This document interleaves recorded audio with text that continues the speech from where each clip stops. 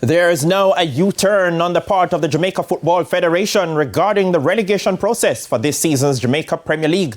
After suggesting that there will be no demotion, JFF Vice President with responsibility for competitions, Raymond Anderson, has backtracked on those comments. More in this report.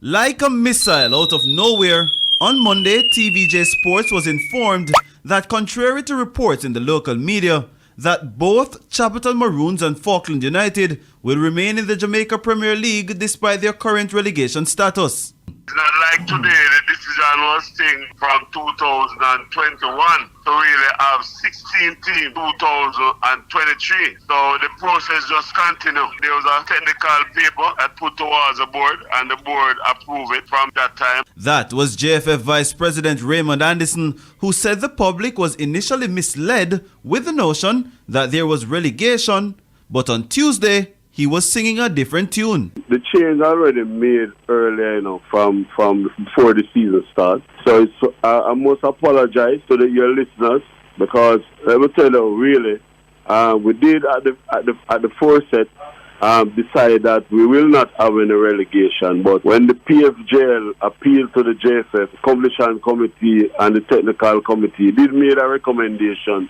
to the board, and it was adjusted. And it was my bad to read from the old notes instead of the adjusted notes. So I'm really sorry. There will be relegation. Anderson insists he did not pluck his response out of thin air, but just a genuine oversight on his part. So when was this meeting held? You said that it was earlier this year. No, it is held early before the season. Not this season, but early before the kickoff of the Premier League season. And it was signed off by the board by sometime about September.